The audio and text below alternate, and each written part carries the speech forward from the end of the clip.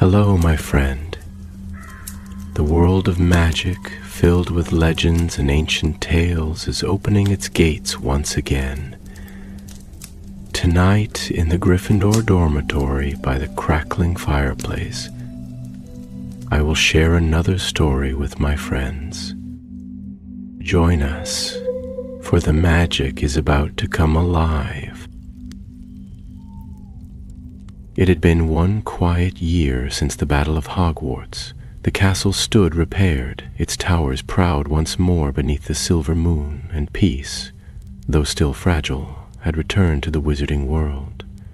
Ron Weasley, once the boy with dirt on his nose and a second-hand wand, now found himself something of a war hero. He had fought beside Harry Potter, outwitted Death Eaters, and helped topple the most feared dark wizard in a century. And yet, as the weeks passed and the celebrations faded, Ron found himself oddly adrift. He had joined George at Weasley's Wizard Wheezes, helping to rebuild the shop Fred had loved so dearly. The laughter of customers returned. The shelves brimmed with jokes and pranks again, but every corner of the shop still echoed with memories of Fred. On stormy days, when the windows rattled and the sky roared like a giant in a rage, Ron sometimes wandered to the attic, where Fred's old trunks were stored. It was on such a night, with rain streaking the windows like silver snakes, that Ron opened the oldest of Fred's trunks.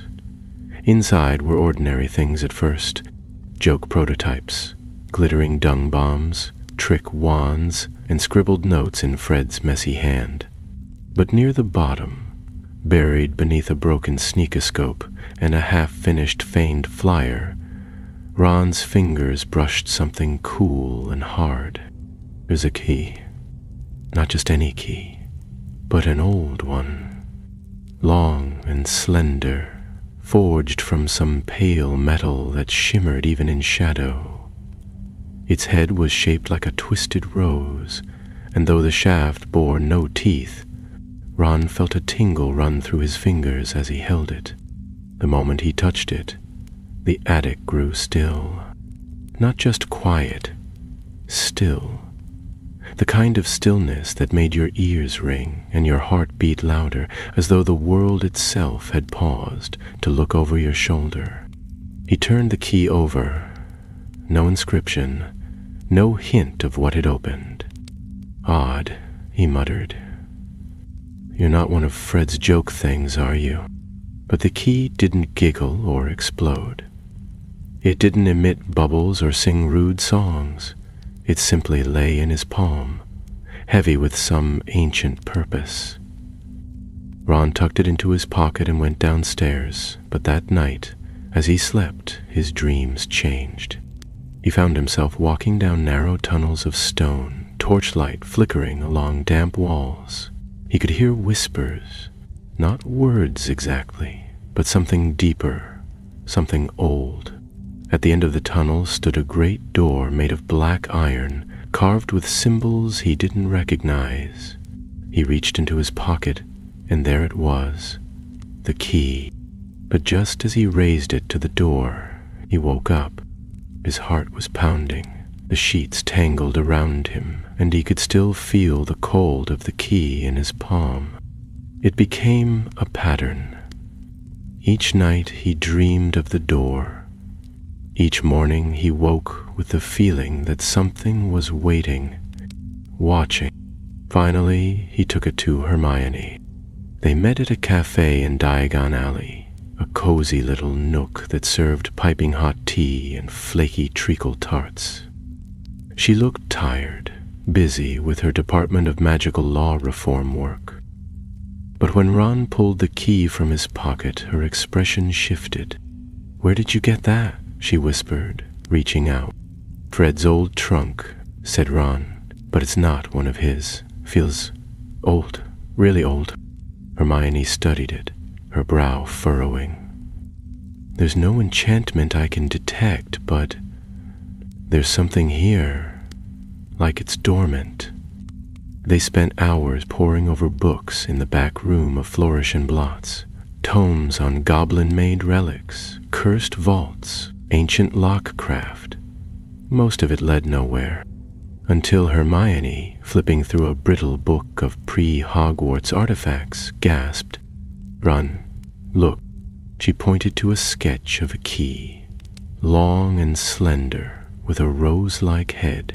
The text read, "The key without a door, forged in silver light during the first Goblin Wars, said to open nothing and everything." Ron frowned. "What does that even mean?" Hermione didn't answer immediately. She was already flipping to another page. "It says there were vaults beneath Gringotts. Ancient ones, sealed before the bank was ever founded. Some were never meant to be opened. And this key might be one of the only things that can." Ron looked at the key again. It sat on the table, gleaming faintly in the lamplight. He felt the pull again, like a whisper just behind his ear. But why was it in Fred's trunk? They couldn't answer that, but one thing was clear. This was no ordinary trinket. And it hadn't found Ron by accident. That night he dreamed again, but this time the door creaked open. What he saw beyond it made him sit bolt upright in bed, gasping, because now he knew the key didn't just open a door. It unlocked a secret no one had dared to remember. And somewhere in the dark, something had felt it stir. The morning after the dream, Ron rose early.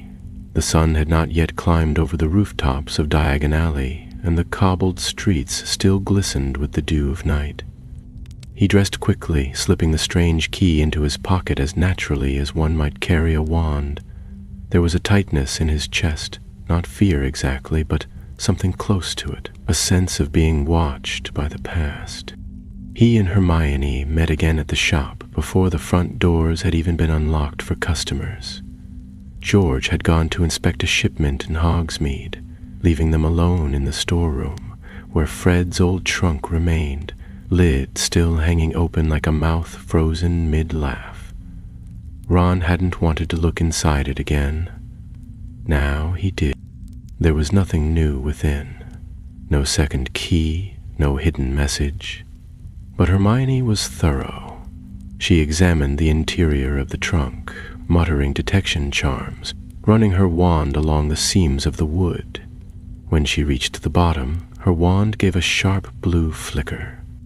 "There's a concealment charm here," she said, voice taut. "Something under the lining." With a murmured reveille, the false bottom of the trunk shimmered and vanished, revealing a folded scrap of parchment, no bigger than Ron's palm. He took it carefully, unrolling it as though it might dissolve in his fingers. The writing was rough, jagged, as though scribbled in great haste. It said only, "Gringotts. Vault 999. Not on the maps. Beneath the words, a single goblin rune had been scratched into the corner. A symbol Ron did not recognize, though something about it made his teeth ache just looking at it. He passed it to Hermione, who studied it with a frown. "This rune is forbidden. Goblinsmiths used it during the rebellion centuries ago. It means sealed in blood." Ron looked back at the parchment, unease twisting in his gut. "You think Fred was investigating this?" "I don't know," Hermione said slowly. "But if he was, he never told anyone. This vault, if it's real, it might have been hidden deliberately. Maybe even from the goblins who run the bank now." Ron's mind raced. Why would Fred, of all people, have been involved in something like this? He had been clever, yes, brilliant even, but not the sort to chase after ancient artifacts. Unless he hadn't found the key himself. Perhaps it had come into his possession some other way.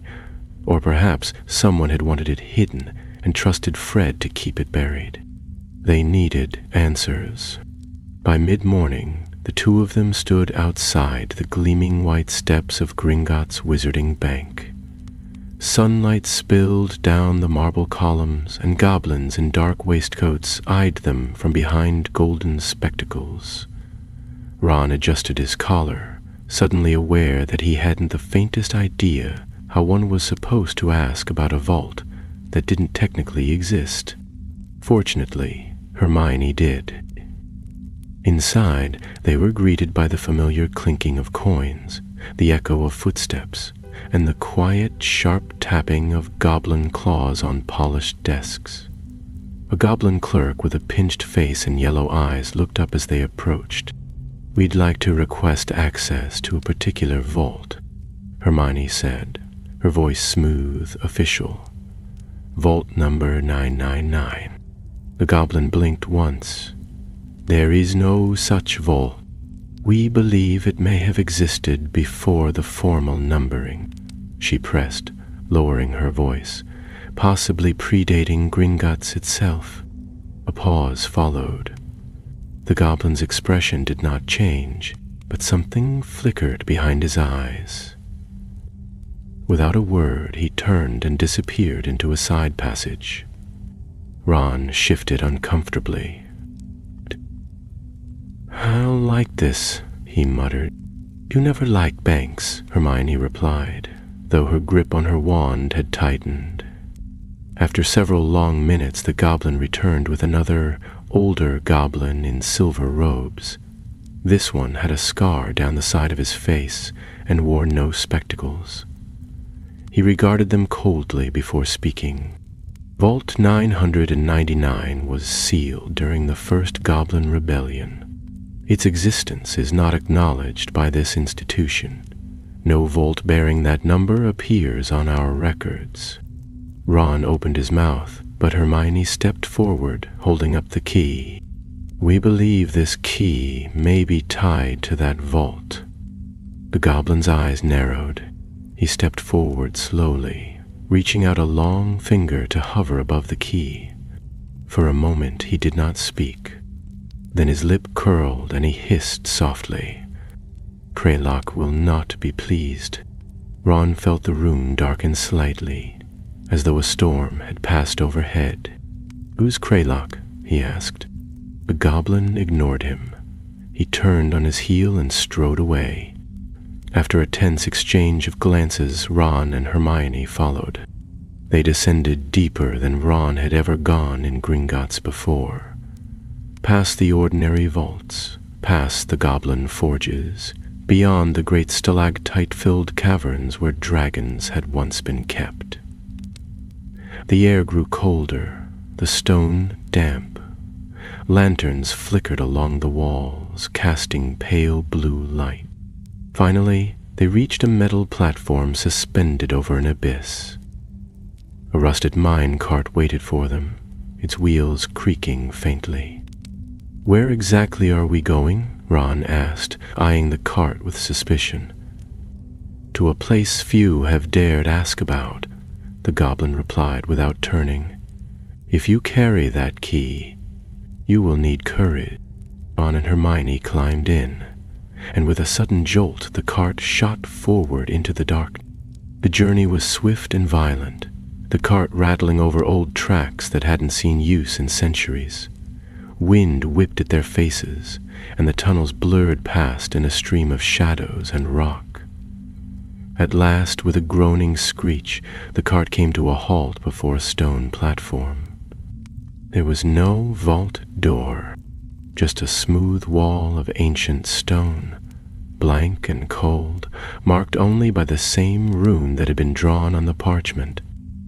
It pulsed faintly as they stepped near, as though it could sense them. Ron reached for the key. It was warmer now, almost hot, and it vibrated slightly in his hand. Slowly, carefully, he pressed the tip to the center of the rune. A faint hum filled the air. Then, without sound or warning, the wall cracked, Not a door, not a hatch. The stone itself fractured like glass, splintering into shards that dissolved into mist. Behind it stretched a hallway, not of carved stone, but of black, living rock that seemed to move ever so slightly, like breathing skin. "I don't like this," Ron whispered again, but the way was open now, and there was no turning back. They stepped into the dark together, not knowing what lay ahead, but certain that something ancient had just awakened. The corridor was narrow and low, forcing Ron to duck as he followed Hermione deeper into the strange passage. The walls, if they could be called that, had no seams, no bricks, only the same dark, undulating stone that seemed to pulse faintly with each footstep. The air was thick, damp with an earthy smell that reminded Ron of graveyards and rain-drenched roots. Their wands cast pale light ahead, but the shadows clung stubbornly, shifting as if alive.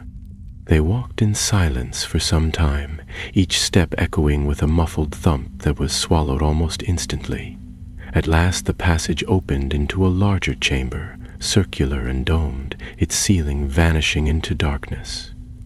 Stone pillars rose like ribs from the floor, circling the room, and in the center stood a low pedestal upon which rested a small, flat box, no larger than a book. It was carved of the same dark stone as the walls, but etched across its surface were runes in silver that glowed faintly when their light touched them.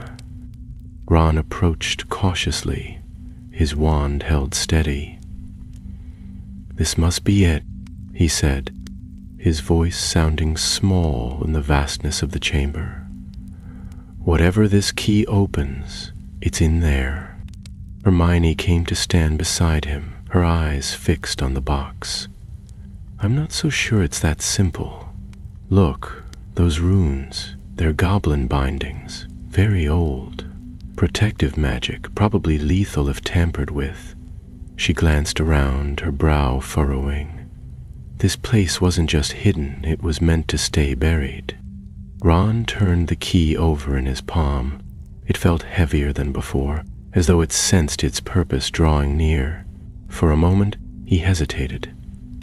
He remembered the warning in Fred's note, the rune meaning sealed in blood, and the strange dream door that had never fully opened. Something about this place felt too quiet, too untouched, as if it waited for something to go wrong. Still, he stepped forward. As the key approached the box, the silver runes flared suddenly, and a low groaning filled the chamber. The air thickened, vibrating with invisible tension. Hermione grabbed his arm. "Wait, don't touch it yet." But the box responded to the key before it made contact. The glow turned from silver to red, then to a deep, smoldering gold.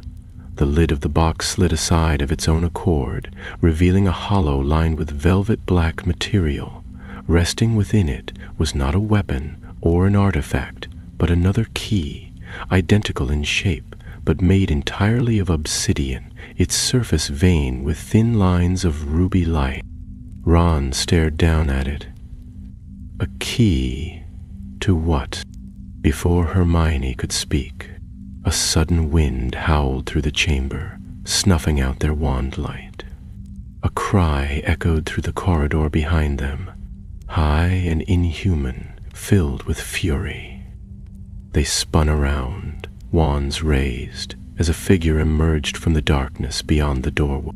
It was a goblin, taller than most, garbed in blackened armor with a curved blade strapped across his back. His skin was pale gray, his eyes molten gold, and a wicked smile split his face as he stepped forward. Around his neck hung a string of bones, goblin, human, and things neither Ron nor Hermione could name. "Well," the goblin drawled, his voice like gravel over stone, "someone's been trespassing."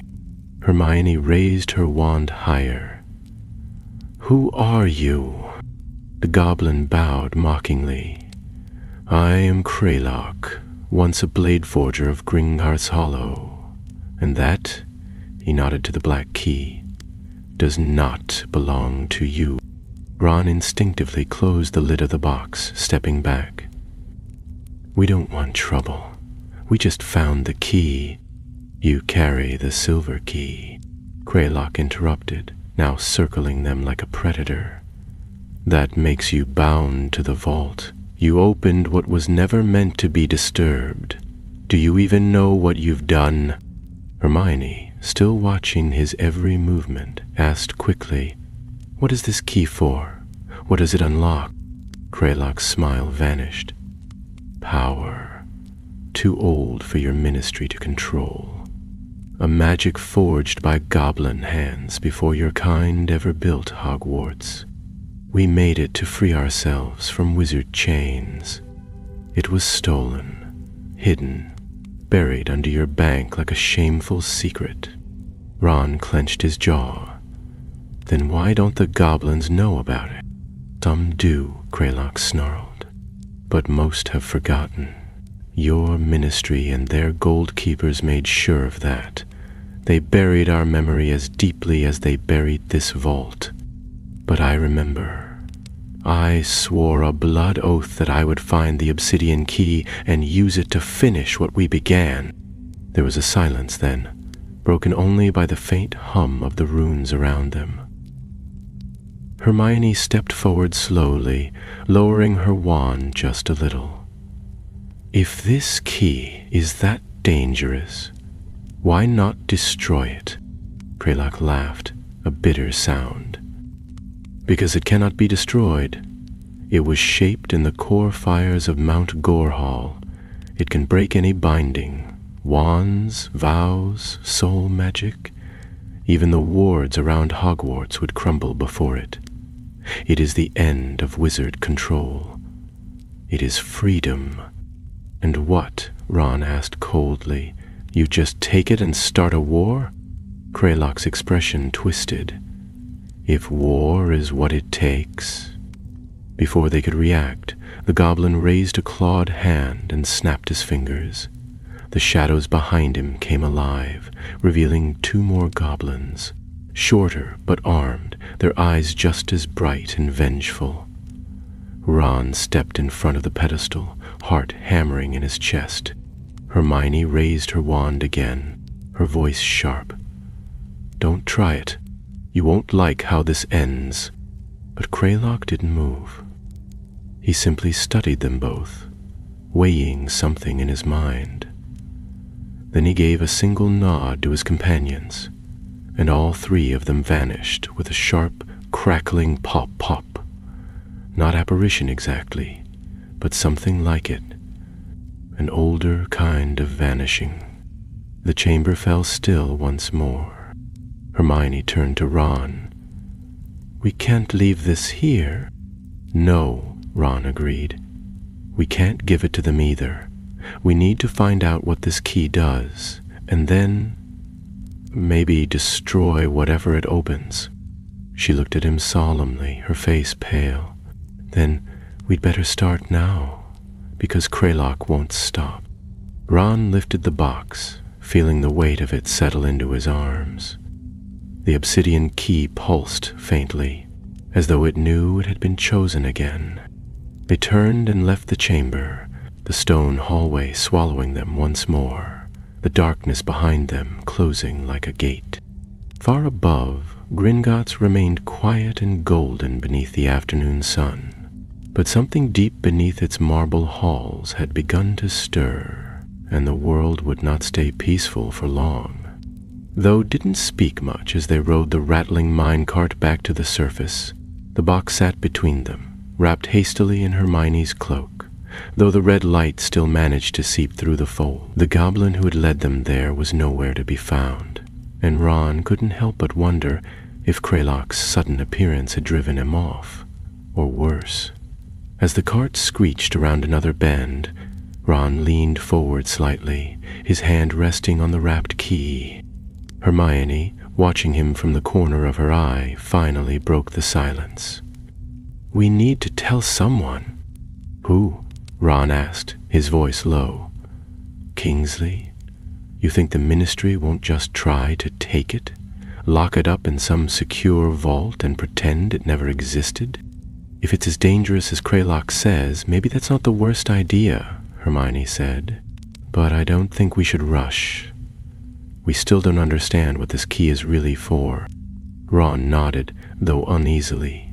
He remembered Kraylock's words about the key breaking magical bonds, even soul magic. What kind of power had the goblins forged, and what had it been meant to unlock? Whatever it was, the moment he'd touched that first key, something had begun to move. Something no one seemed ready for. The cart jerked to a stop at the top level of the bank, and they disembarked quickly, shielding the box from view as they exited into the polished marble foyer. The goblins at the desks didn't look up. No one acknowledged their return. It was as though nothing unusual had happened at all, and Ron couldn't shake the feeling that some ancient agreement had just been quietly broken. Outside, the alley was bustling with shoppers again. Wizards and witches hurried past with bags of books and potion ingredients, children in Hogwarts robes squealing with excitement as they tugged their parents toward the ice cream parlor.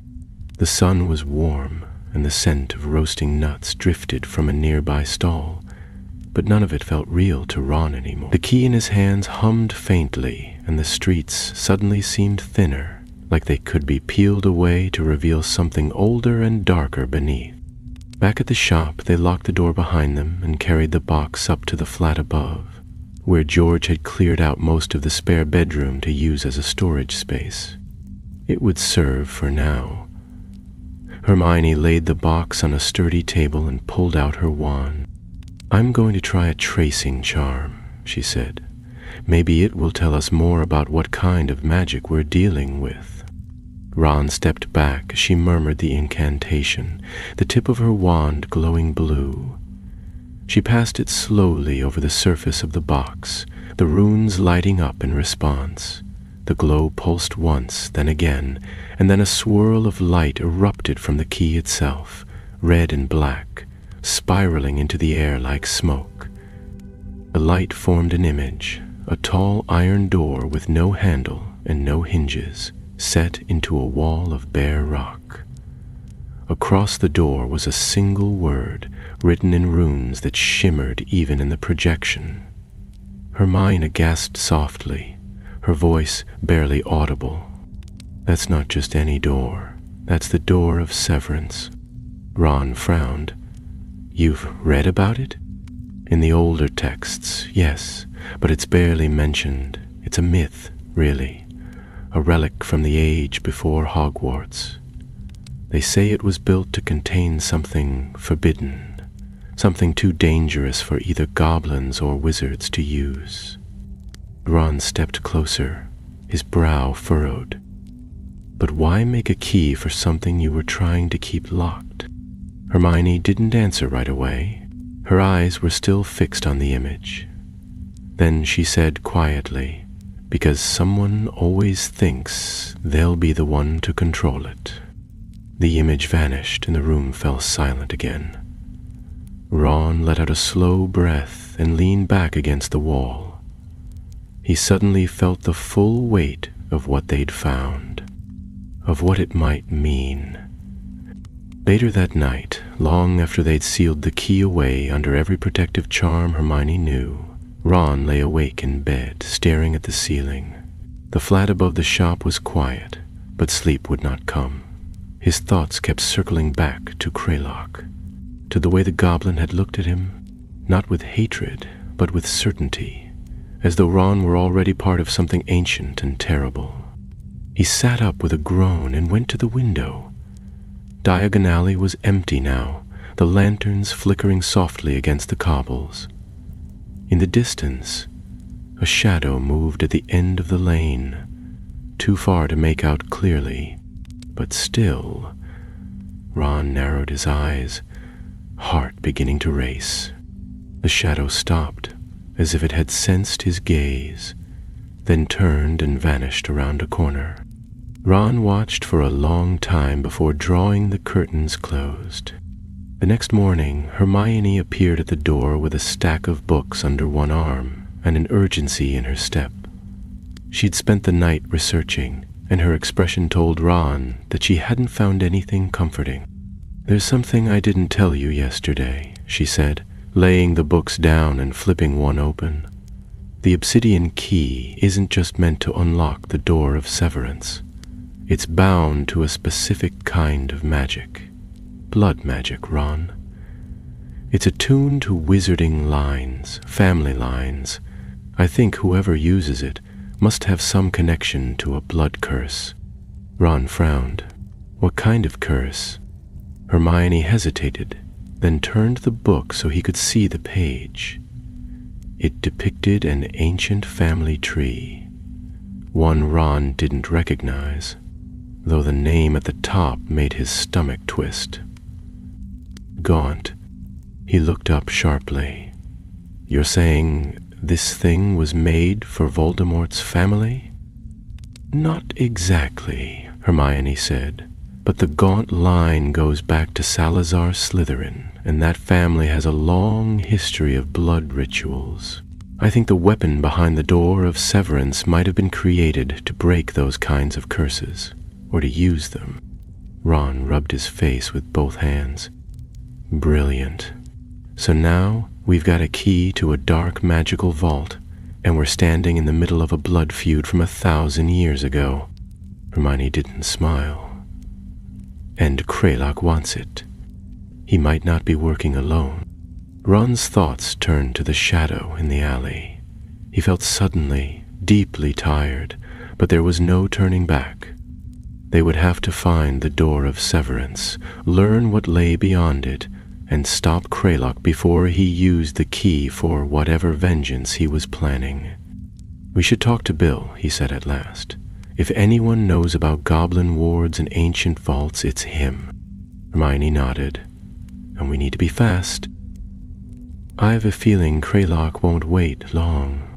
Ron looked at the box on the table, its contents still pulsing faintly under the cloak. He thought of Fred, of the key buried in the trunk, the note left behind.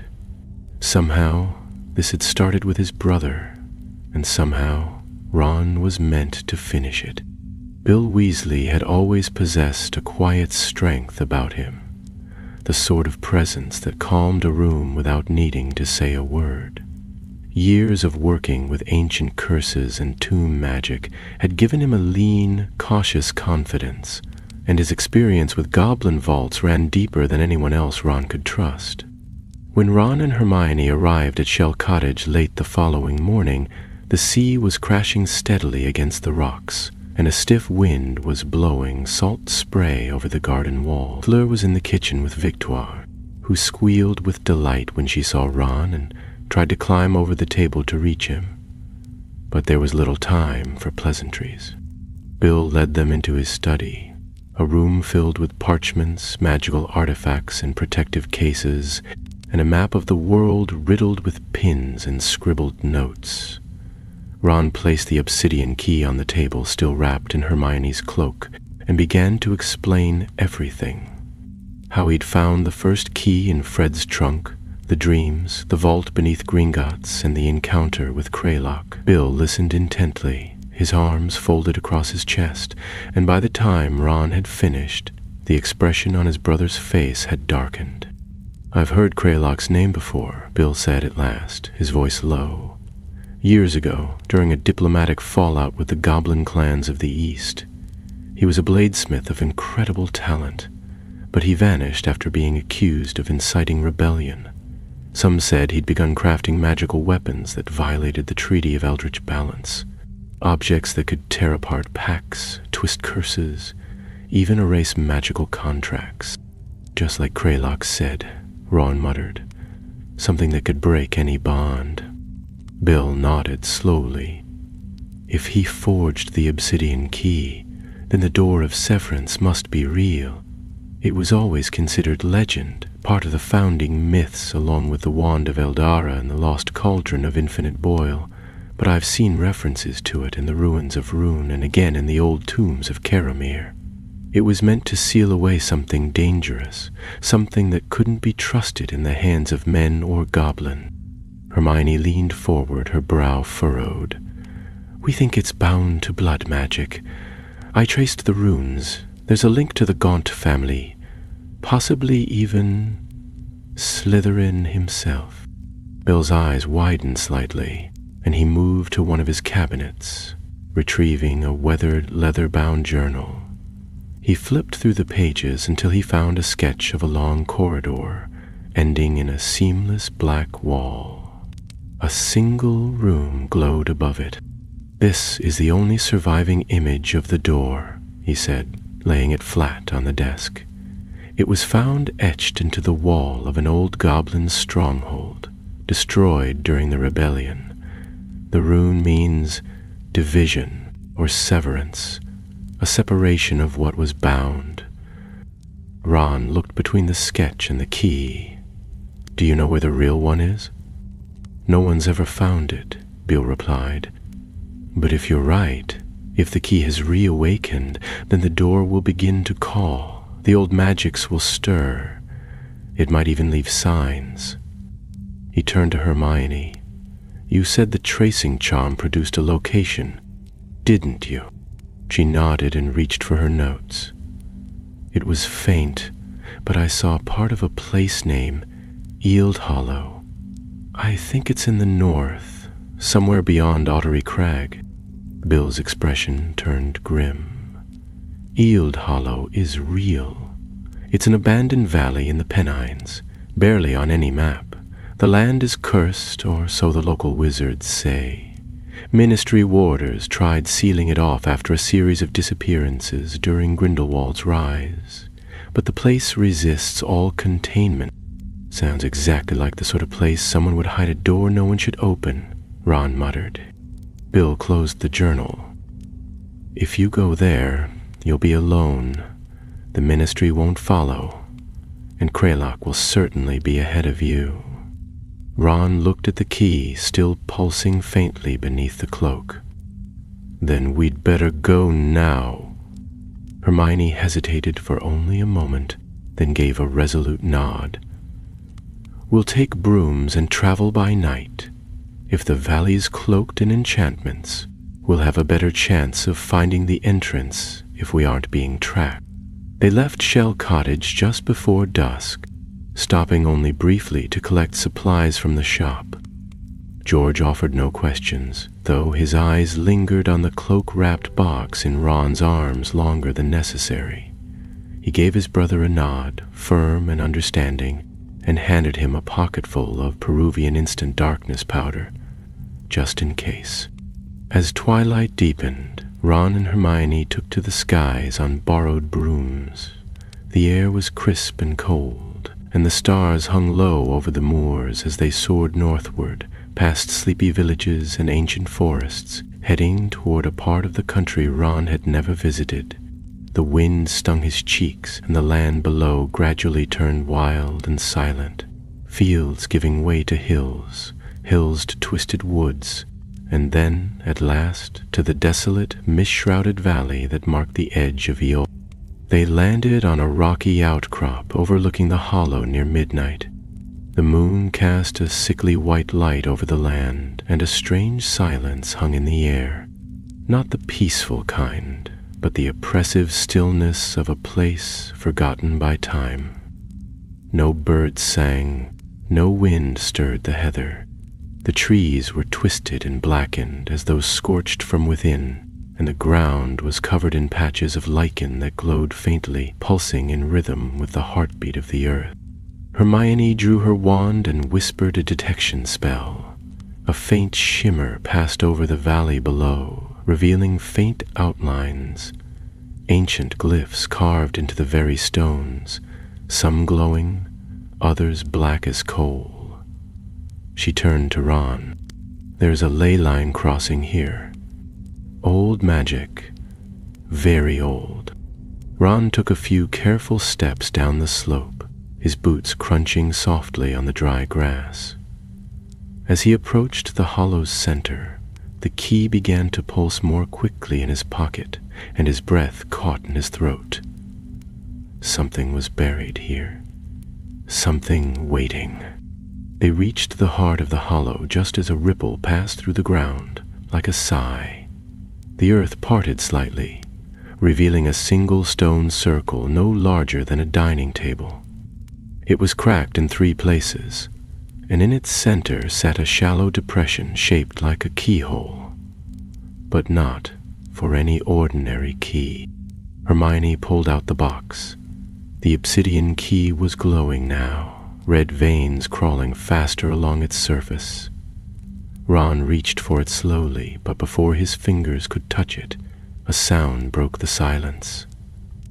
Footsteps. They spun around, wands raised.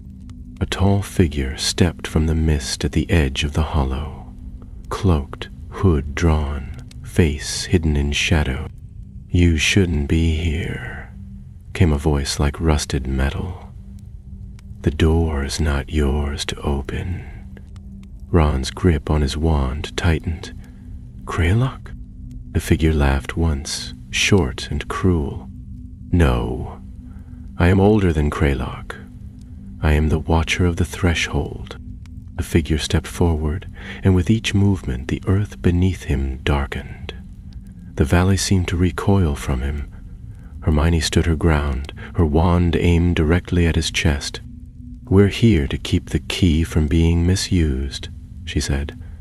"Whatever lies beyond that door, it can't be trusted." The Watcher tilted his head. "And yet here you are, ready to open it." "I want to know what Fred was trying to hide," Ron said sharply. "And I want to make sure no one can use it for blood magic ever again." The Watcher raised a pale hand, and the wind around them shifted. "Then prove yourselves. The door only opens for those who are willing to pay its price." Before either of them could respond, the stone circle beneath their feet glowed red, and the ground vanished. They were falling, not through space, but through memory. And the door was opening. Ron hit the ground hard, his shoulders slamming into packed earth as the world spun around him. The air was thick and heavy, not with dust, but with memory. Real, living memory. Sounds surged in from all sides. A woman's cry, the clang of iron against stone, the distant chanting of voices in a language older than English. He sat up groggily and looked around, but nothing he saw made sense. They stood at the edge of a vast underground chamber, far older than the vault beneath Gringotts. It stretched on endlessly, columns carved with runes rising high into blackness, the air shimmering with half-formed images. Above them, enormous chains hung suspended in the void, each link etched with glimmering script that shifted constantly, as though trying to remember its own shape. Hermione stood nearby, brushing dust from her robes and casting frantic glances around the space. "We're not in the hollow anymore," she said, her voice tight with awe and alarm. "I think we've been pulled into some kind of echo. This isn't a place. It's a memory so strong it created its own world." Ron turned slowly, following the echo of a voice that didn't quite reach the ear. It was coming from deeper within the chamber. "If this is a memory," he said, "then who does it belong to?"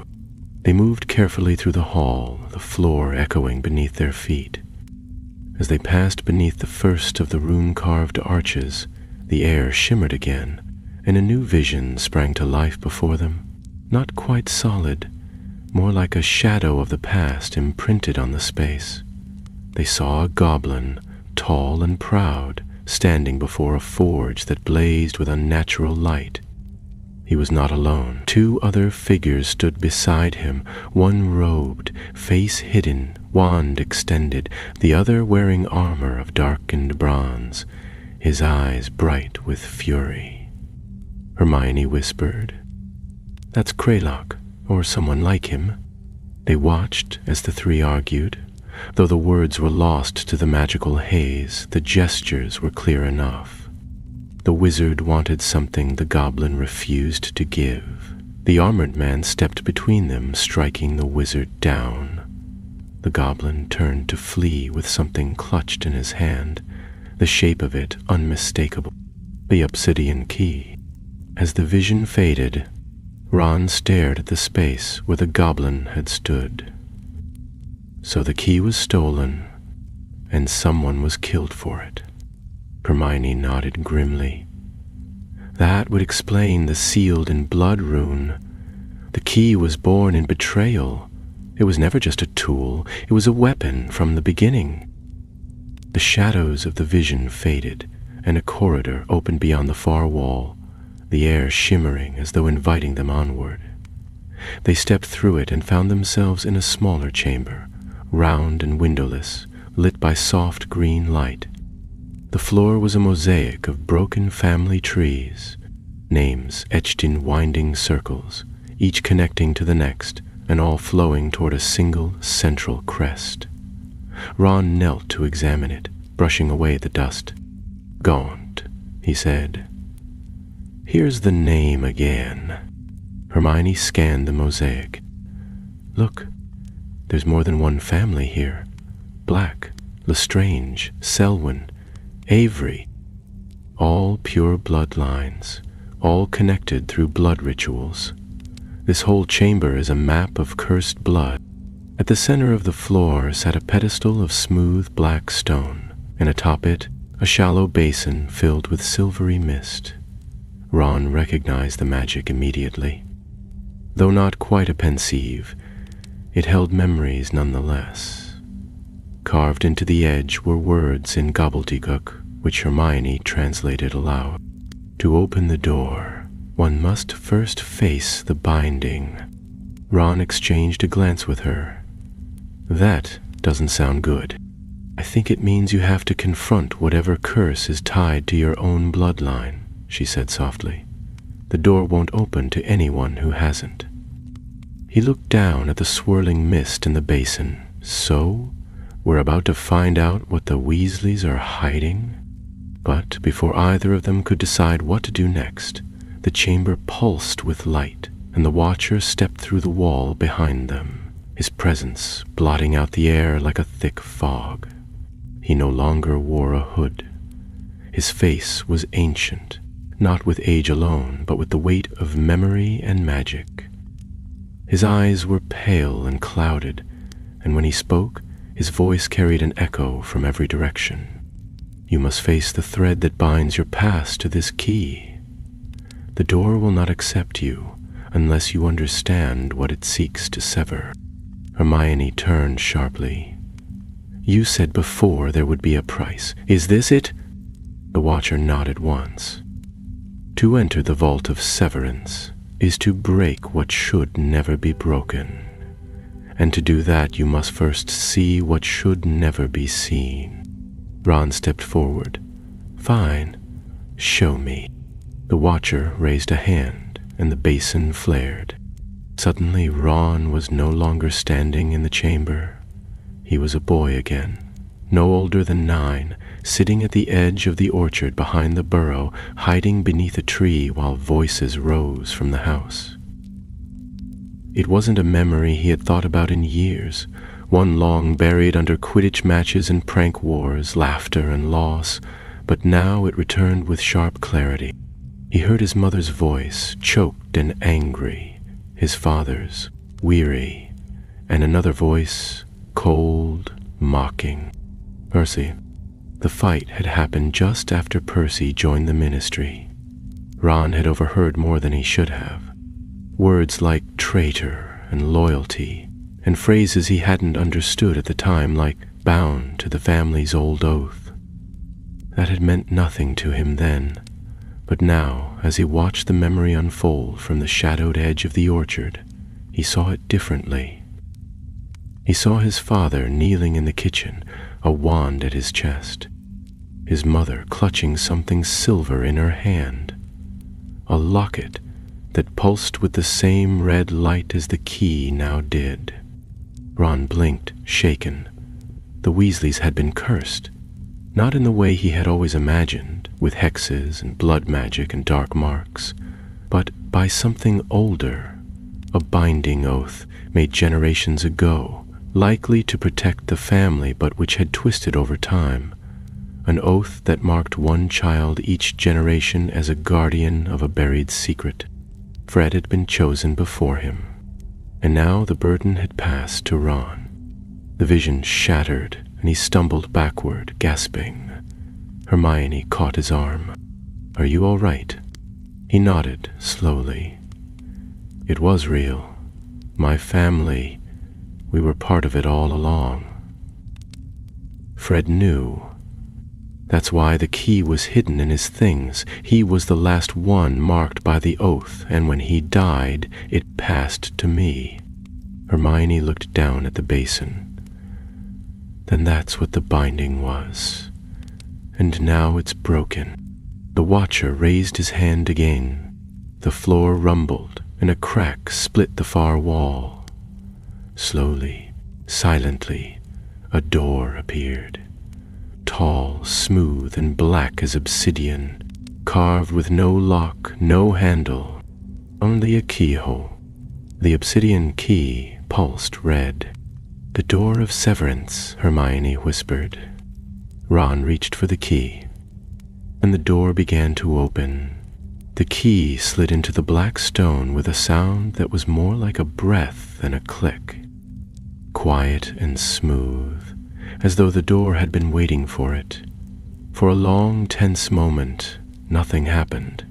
Then the key began to turn of its own accord, slow and deliberate, each movement sending a pulse of red light through the air.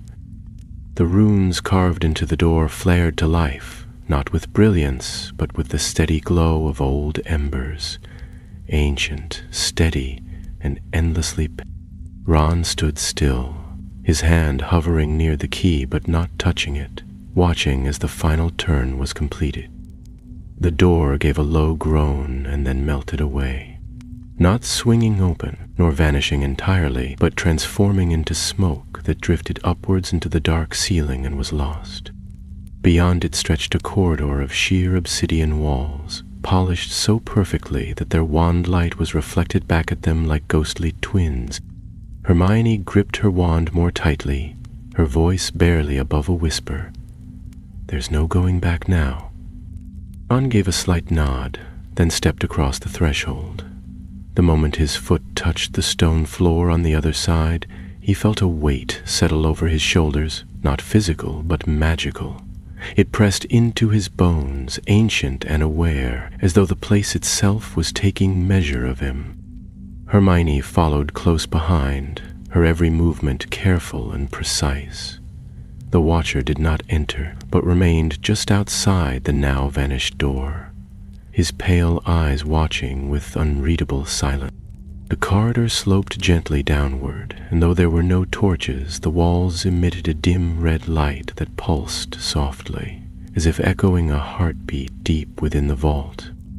The air grew colder the farther they walked, and the silence pressed around them like velvet. After what felt like an hour, though it might have been only minutes, the corridor opened into a vast circular chamber. At its center stood a single platform raised from the floor, and atop it rested a black iron stand holding a round object wrapped in chains. The chains glowed with runes of containment and bore both goblin and wizarding script, fused in a way Ron had never seen before. Around the platform, a series of concentric rings had been carved into the stone, each etched with names and dates, some written in common tongue, others in runes older than any he could read. Hermione drew in a sharp breath. This must be it, the Severance Core. Ron stepped closer to the platform, peering at the chained object. It was roughly the size of a quaffle, but its shape was obscured by the thick bindings. One end of the largest chain was anchored to the floor itself, held fast by a metal spike driven deep into the stone, around which more runes spiraled like vines. As he studied them, a single name leapt out at him from the inscriptions along the base of the stand. "Fred Weasley," he said quietly, touching the edge of the platform. "His name's here." Hermione's eyes moved swiftly over the runes. "So is yours." Ron's throat tightened. "What is this thing, Hermione?" "I think it's the source," she said, voice full of both dread and wonder. "The original artifact the goblins made, the heart of the spell that became the obsidian key.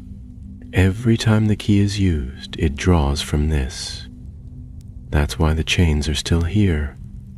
It hasn't been used in a very long time, not fully. They sealed it, and all who were ever bound to it." "Fred's name means he was bound?" Ron asked. "Must have come here," she said. "Or someone brought his name with them. This artifact remembers every bearer, every bloodline, every betrayal." Before Ron could answer, the room began to vibrate, not violently, but rhythmically, as though something deep below them had awakened. The air filled with a low hum, and the chains around the object pulled taut as if resisting an unseen force. Then, a voice echoed through the chamber, not spoken, but carried directly into their minds. "One comes bearing blood unbroken. One comes bearing will unbent. Choose the severance, choose the cost." The chains rattled. Ron stepped back. "It's talking to us. It's offering a choice," Hermione said slowly. "But it's not clear what." The voice came again, stronger this time, and now the object at the center began to shift. The chains slackened just enough to reveal a sphere of glass beneath, dark and swirling, with shapes moving inside. Ron leaned closer. Within the sphere he saw flashes of memory, not his own, but others. Faces, names, moments of betrayal and sacrifice. A mother shielding her child from a curse, a goblin forging a blade in a storm of fire, a wizard tearing a page from a forbidden book. All different, yet all bound by something the same. "The Severance Core," Hermione whispered. "It holds every act of magical unbinding ever made." Then a final voice filled the room, deeper and colder than the one before. "To destroy the core is to sever all it binds. Blood oaths, soul bonds, ancient pacts. Once broken, none can be restored. To keep it is to guard the power and be cursed by it. Choose." Ron stared at the sphere, heart pounding. If they destroyed it, they would erase every binding ever made through its magic. Families cursed by ancient oaths might be freed, but so too would the protections those oaths held. Every soul-bound object, every magically sealed vault, every contract locked by the old laws, gone in an instant. If they kept it, if they sealed it away again, someone like Kraylock might return and use it. Hermione looked at him. What would Fred have done? Ron thought of his brother. Not just the laughter and the tricks, but the courage, the fire. Fred had hidden the key, not used it. He had kept it secret, even when he knew its power. Maybe he'd come here. Maybe he'd seen the same vision, the same choice, and he hadn't destroyed it. "I think he wanted someone else to decide," Ron said softly. "Someone who could see what it meant." Hermione stepped closer to the core. "We can't let it fall into the wrong hands, but maybe we don't have to destroy it either. There might be another way." Before Ron could speak, a sound echoed from the corridor behind them. Footsteps, loud, measured. They turned, wands raised, just as Kraylock stepped into the light. He looked different now. His armor was scorched, his eyes hollowed, but there was still that same cruel spark in them. He saw the core and stopped, drawing in a long, slow breath. "At last," he said, "you brought it to me." Ron stepped in front of the platform. "You're not touching it." Kraylock gave a mocking smile. "You think you understand what you guard, boy? This is no weapon. It is justice. Goblinkind was bound by wizard oaths for 1,000 years, every vault, every bargain, every law. This will end that." "And what then?" Hermione asked, her voice trembling with anger. "You break all magic that holds your world together? You'll tear everything apart." Kraylick's smile did not falter. "Let it burn. From the ashes, something true may rise." With that, he drew a twisted blade from his side, blackened steel etched with runes that shimmered red. He advanced slowly, the magic in the chamber beginning to swirl like a storm. The choice still lingered. The core waited, and Ron knew in that moment the time for hesitation had ended. Greylock advanced, the soft ring of his blade against the stone floor echoing in the vast chamber like the ticking of a clock nearing its final chime. Ron gripped his wand tightly, planting himself between the goblin and the core, heart hammering against his ribs. Hermione stood to his left, her wand drawn and steady, her expression unreadable except for the flicker of dread in her eyes. Magic was thick in the air, too thick, as if the very chamber held its breath in anticipation of what would come next. "You will not take it," Ron said firmly, his voice more certain than he felt. Kraylock's golden eyes narrowed. "I do not need permission." He lunged, and spells burst into life between them. Ron's shield charm met Kraylock's hex mid-air with a thunderclap that shook dust from the domed ceiling. Hermione fired a binding spell at the goblin's legs, but Kraylock rolled to the side, his blade flashing. The air around them shimmered and snapped as magic struck stone, ricocheted off enchanted chains, and sparked across ancient runes that had not stirred in centuries. The core pulsed, reacting to the clash, and the chains wrapped around it began to strain against their anchors. A deep hum filled the chamber, louder than before, angry now. The runes that sealed the core's stand glowed red-hot, and the names carved into the floor shimmered in response. Ron ducked another hex, narrowly avoiding a blast that cracked the wall behind him, and returned fire with a well-aimed expulso that sent Kraylock tumbling backwards into one of the stone pillars. "Ron!" Hermione called out. "The core, it's destabilizing!" Kraylock rose slowly, one hand pressed against a bleeding cut across his brow.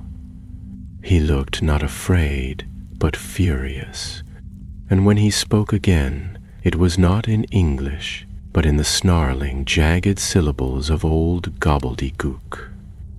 The runes on his blade answered with a crimson gleam. With a wordless roar, he rushed the platform. Ron moved without thinking. He flung himself forward, not toward Kraylock, but toward the core. His fingers found the obsidian key again, still humming in his pocket, still hot with power. The voice returned to his mind, clear and piercing this time. "Choose the severance, choose the cost." He thought of his family, their laughter, their grief. He thought of Fred and the burden he had carried in silence, and of Percy and the brokenness that had once carved itself into their home. He thought of the binding they had never known about, passed down like a shadow, and he thought of every goblin who had been locked into a vault not of gold, but of servitude. Ron turned to Hermione. "If I break it, everything tied to it goes. Forever." Her eyes met his. "If you think it's the right thing, I trust you." He nodded once, drew the key, and thrust it into the slot at the core's base. The effect was immediate. The chamber lit with blinding red light. The chains reared like living things, thrashing against the stone. Kraylock screamed, not in fear, but in rage. As he hurled himself toward the platform, his blade raised high. Ron didn't flinch. He turned the key. There was a sound like splitting rock, but deeper, like the cracking of the world's own bones. The chains shattered, one by one, their runes exploding in bursts of golden fire. The core rose from the stand, floating now, its glass surface glowing with impossible light, and the memories trapped within spun like a vortex. Images flashed, faces, voices, oaths, vows, then burst apart like ash on the wind. Kraylock reached the platform just as the last chain snapped. The force of the release flung him back, his blade torn from his grasp. The goblin landed hard, skidding across the stone, and lay still. The light from the core faded slowly until only the glass sphere remained, cracked and empty.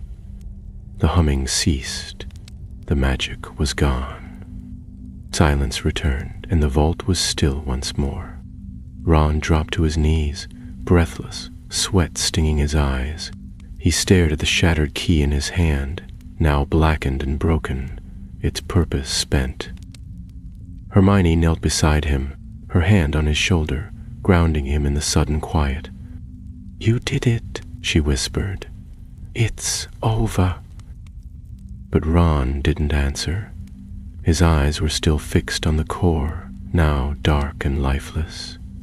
He felt the absence of its power as surely as he would have felt a missing limb. Something vast had been broken. Something old, older than Hogwarts, older than Gringotts. For the first time in centuries, the vault of Severance was truly empty. Kraylock stirred, groaning, and tried to rise. Ron stood first. "Don't," he said, wand pointed. "It's gone. Whatever power you wanted, it's gone." The goblin's head lifted slowly. His eyes had lost their glow, and his voice, when he spoke, was ragged and hollow. "Then you've doomed us all." Ron shook his head. "No, we gave you a choice, and you chose revenge. What's doomed is the hatred that brought you here." Kraylock didn't reply. He slumped back, defeated. Hermione moved to the core, examined its cracked surface, then looked around the chamber. "We should leave. This place won't hold together much longer." The magic was keeping it stable. As if in agreement, a soft rumble passed through the floor, and dust began to fall from the ceiling.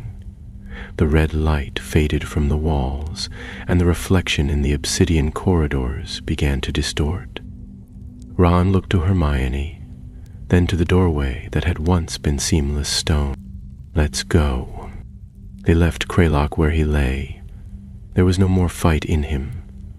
The Watcher was waiting just beyond the passage, his gaze fixed on the core as Ron and Hermione stepped past him. "You have chosen the path of sacrifice," he said solemnly. "Few have. Fewer still would have lived." Ron paused. "Will the door remain sealed?" The Watcher inclined his head. "There is nothing left to seal?" The vault began to collapse behind them. As they ran through the winding passage, the walls cracked and peeled like paint from an old mural, revealing the fading remnants of memory. Then, nothing at all. The light of the Severance magic ebbed away, and the doorway, once smoke, now stone again, closed behind them for the last time. When they emerged into the valley, the sky was breaking with dawn. Pale gold light spilled over the hills, and the mists of Eald Hollow retreated like frightened ghosts. The circle of stone where the keyhole had been was gone. Only grass remained, wild and untouched, as if the place had never been disturbed. Hermione turned to Ron. "We should go home." Ron nodded, staring at the rising sun. He didn't feel triumphant, not exactly, but he did feel whole. And somewhere in the warm light of morning, he thought he could hear Fred's voice, faint, proud, and fading into peace. They returned to London quietly, without fanfare or explanation. The world above had continued in their absence, unaware of the ancient vault that had been opened and unmade, far beneath its cobbled streets and crooked chimneys. Diagon Alley was already bustling when Ron and Hermione stepped out of the flue at the Leaky Cauldron, their clothes travel-worn, boots scuffed, and faces drawn with the weight of what they had done. Tom, the toothless old innkeeper, raised an eyebrow but asked no questions. He simply handed over 2 mugs of tea and turned back to polishing tankards. For that, Ron was silently grateful. They sat near the window in the back, letting the sunlight warm their faces. The scent of fresh scones drifted from the kitchen, and somewhere upstairs, a clock chimed 10. For a moment they simply breathed. No curses chased them. No riddles remained unsolved. No keys hummed with ancient fury in their pockets. Hermione was the first to speak, and I don't think the Ministry will ever know what really happened. Not unless we tell them. Ron stared into his tea. Would they believe it if we did? She smiled faintly. Probably not. He nodded slowly. Then maybe it's better that way. Some things are meant to stay quiet. There was a long silence, not heavy but thoughtful, as they sipped their tea and let the noise of morning shoppers drift in through the window. Somewhere down the alley, a child shrieked with laughter, and a small flock of owls soared overhead, casting flickering shadows across the tabletop. When they finished, they walked back to the shop through the winding back streets of London, away from the flow of wizards and witches, who would never guess that 2 of their own had sealed away a force that could have unraveled the magical world. Weasley's wizard wheezes looked unchanged, but it felt different to Ron as he stepped inside. The bell above the door gave its usual cheerful jingle, and the shelves were stacked high with skiving snack boxes, nosebleed nougat, and fainting fancies. But the air seemed lighter now, as if a weight had lifted that no one had ever realized was there. George was upstairs when they arrived, sorting a crate of screaming yo-yos that kept trying to escape from their packaging. He turned as they entered, eyebrows raised. "You're back." Ron gave a tired smile. "We are." George looked at them both, then nodded once. "Good."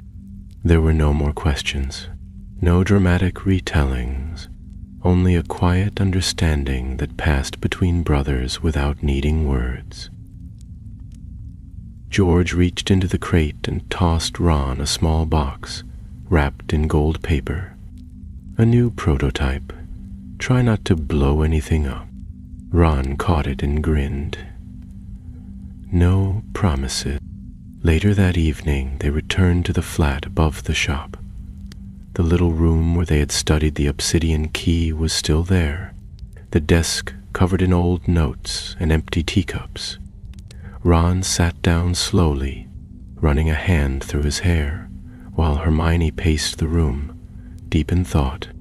"There's still something that bothers me," she said, pausing by the window. "The Watcher. He said you chose the path of sacrifice, but the core wasn't destroyed.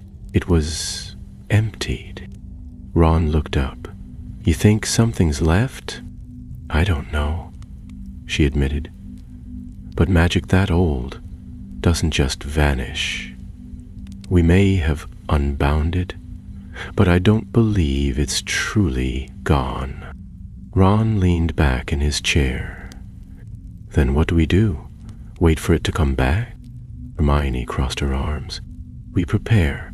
We learn from it, and if anything like it ever rises again, we make sure no one like Kraylock gets near it." Ron glanced over at the desk where the broken key still lay, its jagged edge catching the fading light. He remembered the dreams, the door, the whispers in the dark, but most of all, he remembered Fred, laughing, fearless, hiding something heavy behind the twinkle in his eye. He'd carried the burden without letting anyone see it. Now Ron understood why. As the sky outside darkened into twilight, they began to clean the room. The notes were filed, the charms removed, the protective wards gently lifted.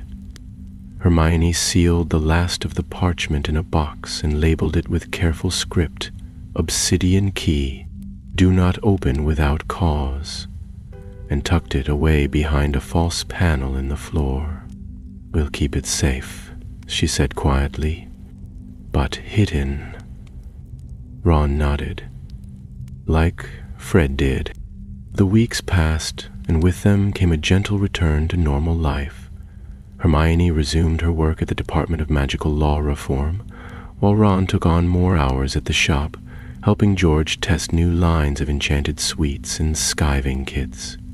The nightmares faded, the valley of Eald Hollow disappeared from the maps once again, and the silver key that had started it all rested in a glass case in the storeroom, its magic gone, its secrets spent. But though peace returned, it was a different kind of peace, not the careless quiet of innocence, but the knowing kind, earned, scarred, and watchful. One night, as autumn crept in and the trees outside Diagon Alley began to turn gold and crimson, Ron climbed to the attic above the shop. Fred's old trunk still sat in the corner, untouched since the day he'd first found the key. He opened it slowly, half expecting something else to be waiting within. But there was nothing new, only the old jokes, the prototypes, the sketches of plans that would never be finished.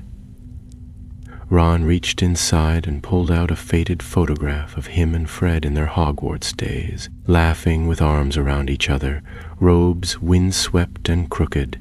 He stared at it for a long time, then tucked it into his pocket and closed the trunk. He didn't need any more keys. Some doors, once opened, never truly closed, but some were better left behind, not forgotten, not denied, but remembered in quiet honor. In the weeks that followed, the world seemed content to carry on without notice of what had changed. Wizards still bustled through Diagon Alley with shopping lists and school trunks. Owls still wheeled over the spires of Hogwarts, delivering parcels and letters, and the Ministry continued its endless shuffle of papers and parchment, blissfully unaware that an ancient magic had been broken and sealed again in silence. But Ron had changed. It wasn't something visible, no scars, no strange marks, but it clung to him all the same. At night, when the alley fell quiet and the lights in the shop flickered out one by one, he would sometimes sit in the attic beneath the slanted roof, staring at the stars and wondering if the vault still echoed in the deep. Fred's laughter would rise up from memory, warm and unruly, and Ron would let it stay a while before tucking it gently away again. Hermione, for her part, returned to her work with more urgency than ever. She spent long hours in the archives, consulting dusty records and forgotten treaties, tracing the old bloodlines that had once been bound by the core. She found signs, small ones, quiet changes in the magic that bound certain spells and families, but no great unraveling.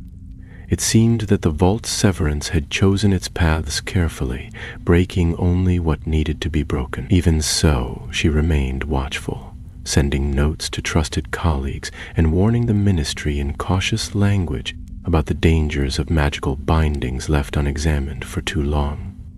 It was a morning in late October, gray-skied and still, when the unexpected arrived.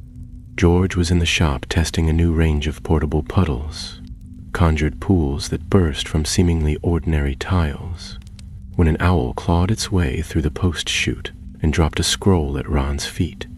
The parchment was thick, sealed with a mark Ron didn't recognize. A sword crossed over a key, surrounded by a circle of ancient runes. He picked it up slowly, his fingers brushing the seal. It thrummed faintly with magic. Old magic.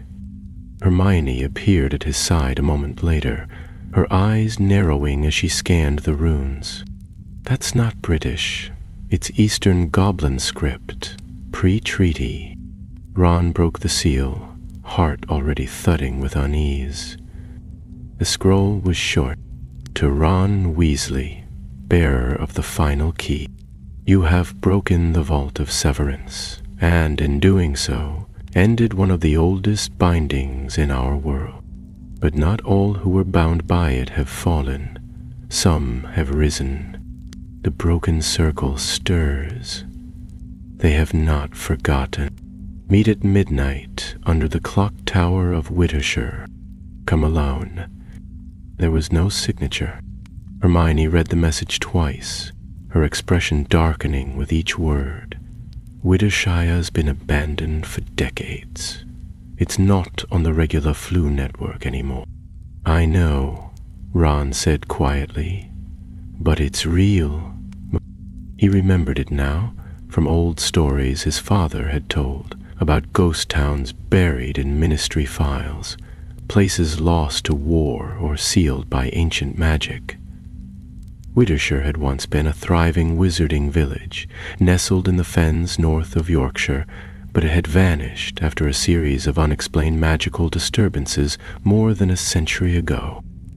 What remained of it now was rumor and ruin. Hermione straightened. You can't go alone. Ron looked at her, something settling behind his eyes. They asked for me, just me. Whoever sent this, they know what I did. They know about the core. Hermione opened her mouth to argue, then stopped. After a moment, she reached for her bag, pulling out a worn book on magical signatures and flipping quickly to a dog-eared page. If you must go, take this, and wear the charm I gave you, the one tied to location recall. If anything happens, I'll find you. That night, long after the shop had closed and the lamps had been dimmed, Ron apparated from a silent alley behind Weasley's Wizard Wheezes. The wind was sharp as he arrived, and the air was thick with fog that clung to the earth like spilled ink.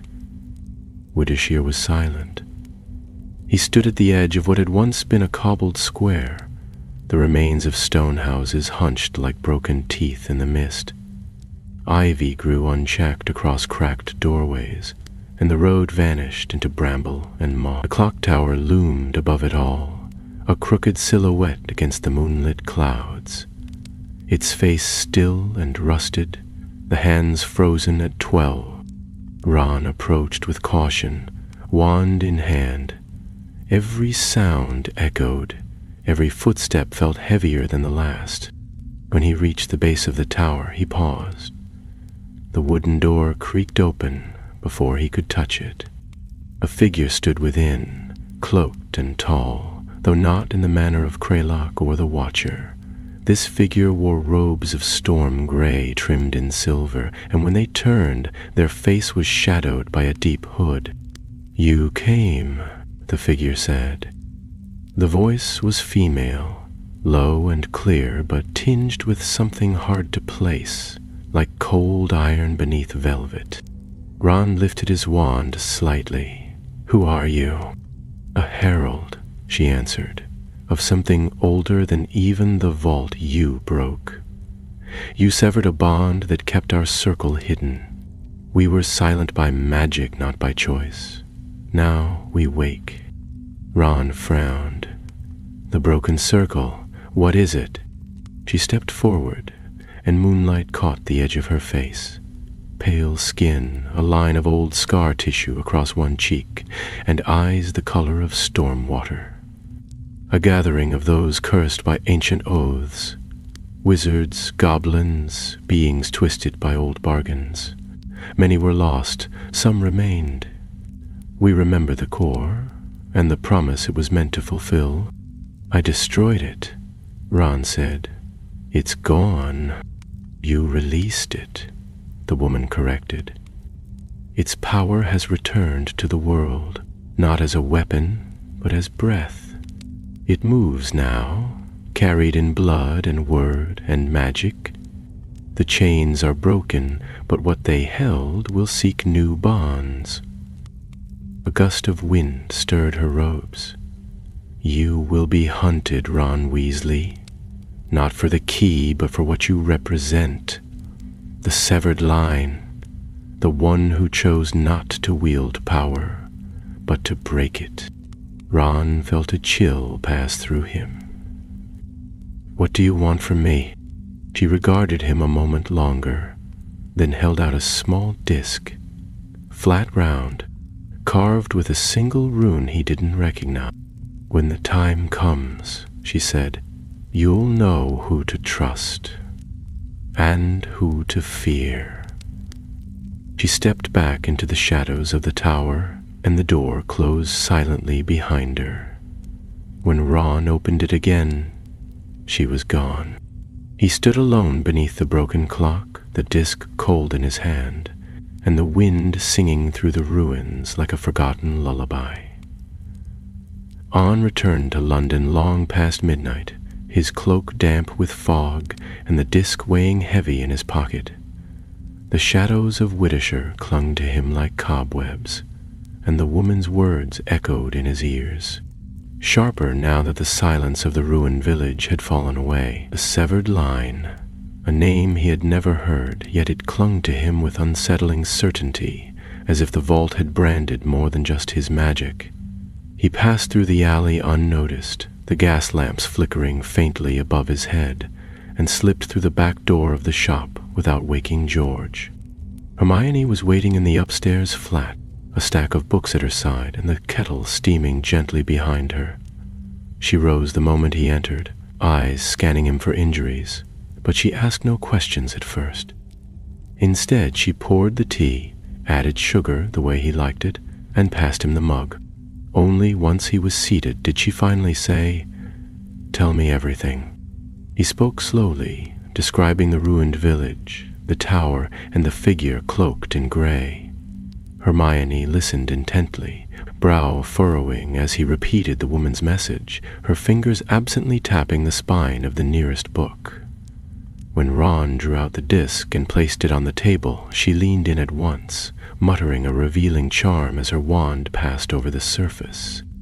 The room lit briefly, a dull copper glow before vanishing again. "It's an old sigil," she said quietly. "Not from any one language, but a combination of binding marks. It represents choice, more specifically, severed choice." Ron frowned. "Meaning what? Freedom?" "Not exactly." She flipped open a tome filled with overlapping magical circles and pointed to a diagram that resembled the disc. "This is from a study on oath binding. When a contract or curse is broken by force rather than consent, it leaves a trace, a gap in the magical structure. That gap can sometimes draw in new energy, even new binding magic, unless it's sealed. I think that's what she meant. The power from the vault is loose now. It hasn't disappeared. It's simply unbound." Ron stared at the disc, his jaw tightening. "And now others are looking for it." Hermione nodded. "The broken circle may have been silenced by the vault's magic, but they survived. And with the chains broken, they'll be gathering. Some may want justice, others power." He leaned back, running a hand through his hair. "So, what do we do? Hunt them down?" "Not yet," she said. "We need to learn more. There are still gaps in what we understand, about the core, about the circle, and about this severed line she mentioned." Ron glanced out the window, where the first pale hints of dawn were brushing the rooftops. Somewhere out there others were stirring, those who had waited in shadow, their silence held in place by a force he had now destroyed. Whether by destiny or accident, the key had chosen him, and the world would not be unchanged by it. Over the following days, they dug deeper. Hermione's contacts in the Department of Mysteries provided access to restricted scrolls, fragments of ancient records that hinted at a time when magic was less structured, when bloodlines and secret pacts shaped the hidden order of the magical world. Names appeared again and again, etched into the margins of forgotten tomes. Morwenna of the Hollow Star, Elric the Binder, Talgrin of the Deep Iron, sorcerers and smiths whose work had left marks still echoing centuries later. But one name stood out, a wizard called Caldus Merlin, referenced only once, described as the last guardian of the severed line. The text was vague, suggesting he had vanished after sealing a vault that would undo oaths with silence and light. The date matched the first known records of the Vault of Severance. Ron felt a jolt of recognition, not from memory, but from something deeper, as though the name had passed near him once before in a dream or a whisper. "Do you think he was the first?" he asked as Hermione translated the rest. "Possibly," she replied. "If the severed line is a magical inheritance, a kind of living resistance to binding, it might have started with him." Ron frowned.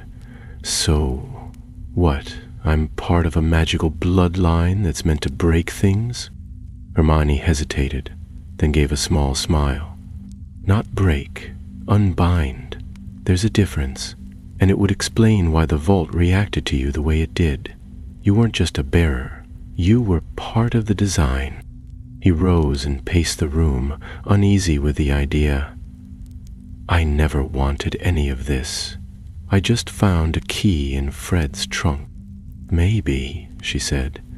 "Or maybe Fred was meant to find it, and he left it for the one person he trusted to finish the job." Ron stopped, his back to her, staring out at the drifting clouds beyond the window. "If the vault unbound the circle," he said, "then there may be more like that woman, more waiting, and some of them won't be so interested in talking." Hermione nodded grimly. "Then we prepare." That evening, a letter arrived by owl without markings, addressed only to R. Weasley. Inside was a single sentence. "We know what you severed. We will restore it." There was no signature, but the paper smelled faintly of ashes and pine. Ron passed it to Hermione. Her eyes scanned the words, and her lips pressed into a line. "We need allies," she said at last, "and not just ministry ones, people who understand the old magic. Gringotts, curse breakers, spellwrights, the kinds of witches and wizards who deal with the foundations of enchantment, not just the top layers." Ron looked again at the disc, still lying on the desk beside Fred's photo. "Then it's time we went to the one place no one wants to talk about anymore." Hermione raised an eyebrow. "Where?" He didn't smile. "The Hall of Severance, if it still exists." She blanched. "You think it was real?" "I think," he said slowly, "it's where the circle began." Few had heard of the Hall of Severance, and even fewer believed it truly existed. It was spoken of in hushed tones among older magical scholars and curse breakers, always with a look of wary reverence, as if even its memory held danger. According to the scraps Hermione had gathered from dusty scrolls and footnotes in forbidden tomes, the hall had once stood at the edge of magical civilization, long before the establishment of wizarding law, before the great houses and schools had carved order from chaos. It was not a place of learning or judgment. It was a place of endings. They began their search in Wales, following a trail of references hidden within the codices of goblin-forged weapon records and obscure magical maps. Their journey took them into the deep countryside, beyond Muggle roads and past ruins swallowed by forest and time. It was on the fourth day, as they crossed a ravine choked with mist and moss-covered stones, that they came upon the remnants of what they had hoped and feared to find. The hall lay sunken into the side of a mountain. Its once great doors collapsed inward, the arch above them broken and blackened. The path that led to it was overgrown with gorse and nettle, but Ron could still feel the hum of magic in the air, like the echo of a song that had not been sung for centuries. The ground beneath their feet felt hollow, as though some great chamber slumbered beneath the surface. "This is it," Hermione murmured, running her hand over a stone marked with a faded emblem. Two serpents coiled around a severed chain. The Hall of Severance. Ron stepped forward, wand at the ready. The magic here was different. It didn't press like the vault's binding power had, but it whispered instead, curious, searching, as if the stones themselves remembered. Together, they passed through the fallen arch into darkness. Inside, the hall stretched farther than it should have.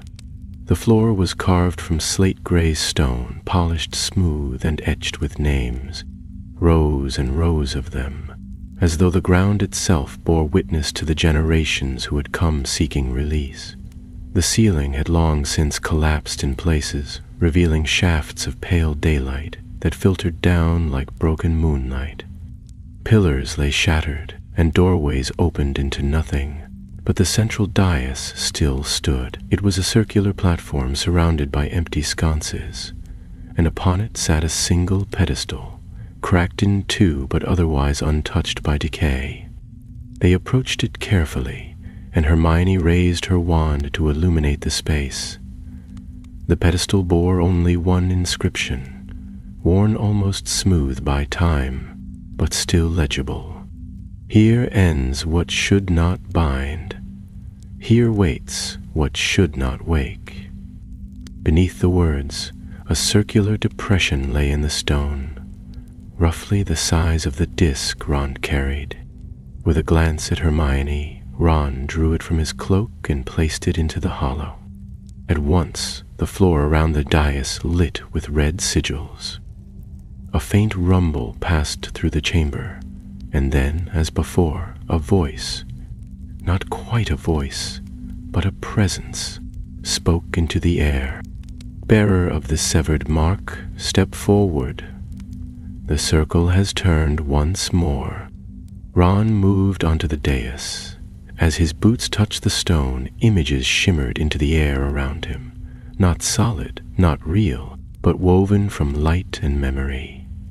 He saw a circle of figures in robes gathered around a floating core of magic so dense it shone like a star. He saw wands raised, chains severed, runes scorched into the stone, and he saw one figure step away, cloaked in silver and blue, placing a hand over his heart and turning his back on the other. "Caldus Malin."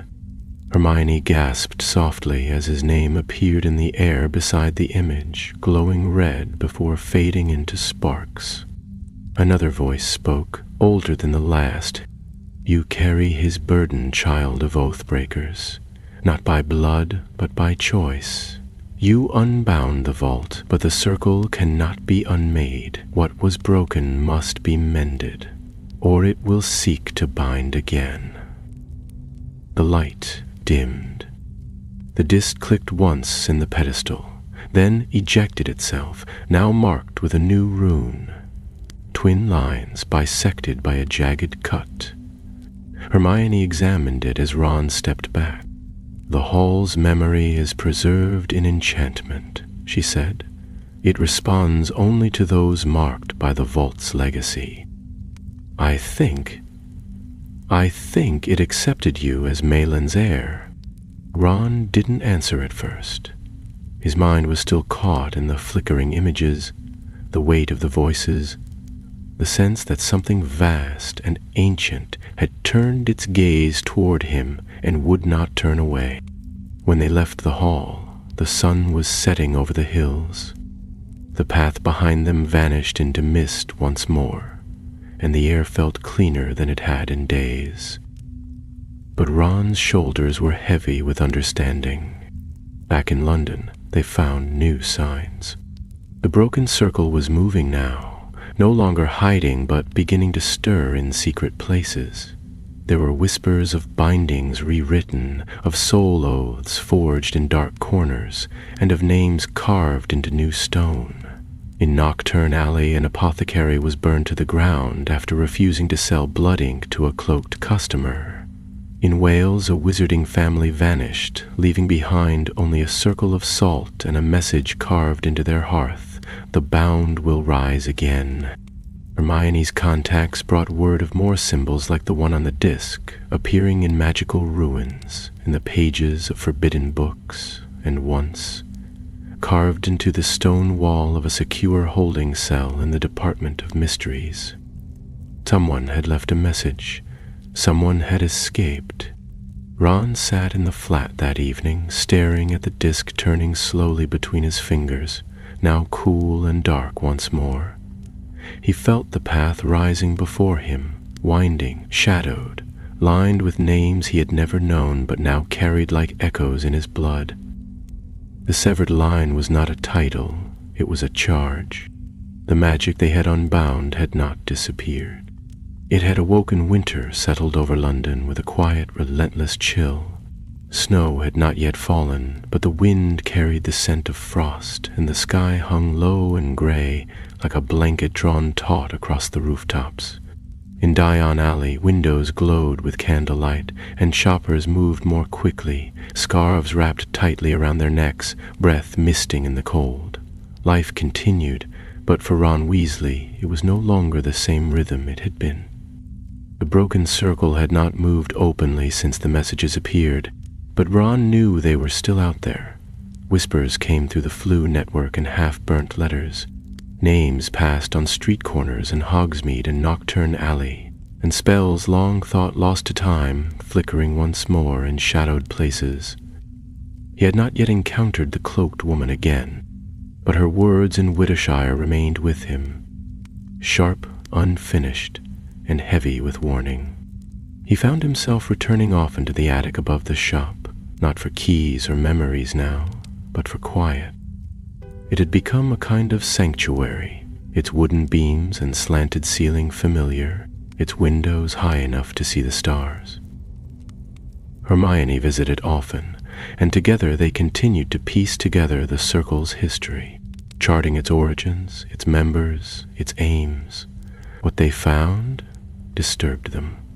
Binding spells created not for protection, but for dominance, used across generations to chain creatures, families, even magical laws themselves.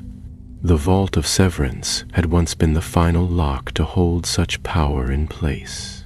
By breaking it, Ron had set the truth free. But freedom, he was learning, was never a tidy thing. One evening, as the wind howled through the alleyways and the lamplight flickered in the glass, a knock came at the door. Ron descended the stairs cautiously. George had long since gone home, and the shop was closed. He unlatched the bolts with his wand drawn and opened the door to find an elderly witch standing beneath the awning, her cloak dusted with frost. Her face was lined and tired, but her eyes were bright, and when she spoke, it was without hesitation. "You're the severed, then? Good. They'll listen to you." She pushed a parcel into his hands before he could speak and vanished with a crack of disapparition that rattled the sign above the door. Ron closed the door slowly, heart already racing. The parcel was wrapped in thick brown paper and bound with twine, sealed with the same mark as the disc, a severed line through twin bars. Hermione arrived within the hour, summoned by Owl, and together they unwrapped it. Inside was a book, old and bound in dark leather, its cover unmarked save for a faint silver emblem on the spine, 3 linked circles broken by a lightning-shaped slash. The pages inside were handwritten, a mixture of languages, most of them arcane and long forgotten. Some had been written by goblins, others by wizards, and at least one section bore the unmistakable spidery script of centaur glyphwork. The contents were clear. It was a manifesto, a plan for a new magical order, one not ruled by law, but by ancient magic returned to its unbound form. The circle did not seek chaos. They sought to reset the balance of power, to destroy the systems that had suppressed magical bloodlines and creature-born magic for centuries, to bring down every protection, every barrier, and every institution that had been built atop what they believed were lies. "This is it," Hermione said, her fingers trembling as she turned the last page. "This is the purpose behind everything. The vault, the key, even the core. They didn't just want to break bonds. They wanted to rebuild the magical world in their own image." Ron leaned back in his chair, staring at the flame in the hearth. "And now they think I'm one of them." "You're not," Hermione said quickly. "You made a choice. Not for power, not for control, for freedom. That's different." He nodded slowly, but in his heart he knew it wasn't that simple. By breaking the core, he had removed more than just old curses. He had lit a signal fire, and those who had long waited in the dark had seen it. A few days later, another message arrived, this one not by owl, but slipped under the shop door in the dead of night. It was brief. "We will meet at the last binding. The circle gathers. You are already among us." Beneath the message was a location. Dunrath Moor, midwinter. Hermione found the name in an old map, an isolated hill in the far north, said to be the site of the last great magical oath-binding before the Age of Ministries. It was where, according to legend, the first magical council had sworn never to wield the ancient magics again. A place of promises, a place of breaking. The night of the meeting came bitter and still. Ron stood on the moor in the cold, the wind tearing at his cloak, snow beginning to drift from the sky. Figures appeared in the mist, 7 in total, robed and silent, circling the crest of the hill. None spoke at first. Only when he stepped forward did the circle part, allowing him into the center. One figure lowered their hood. It was the woman from Widdershire. "You came," she said. Ron looked around at the others, some human, some not, eyes gleaming with hope, and something else beneath it. Determination. "I came to listen," he said, "not to join." Another voice spoke from the shadows. "The world has changed. Magic is stirring in ways no council can control. The severed line was always meant to lead when the core fell." Ron's gaze swept over them. Then the core was wrong. No one should lead magic. Not goblins, not wizards, not me. Silence met his words, but the woman stepped forward again. "You unbound the chains that can't be undone, but you can shape what follows." He didn't answer right away. The wind howled across the moor. Snow fell heavier now, turning the land white and clean. At last he said, "I'll watch. I'll protect. But if you try to build something worse than what was broken, I'll stop you." The circle nodded, not in surrender, but in understanding. They stepped back into the mist, one by one, and were gone. Ron stood alone on the moor until the snow covered his tracks. When he returned to the shop, Hermione was waiting. "Well?" she asked. "They're not done," he said, "but neither are we." She nodded, relief and resolve in her eyes. And though the core had shattered, though the key had broken and the vault had vanished into time, Ron Weasley knew this was not the end of the tale. It was the beginning of the world that would come after.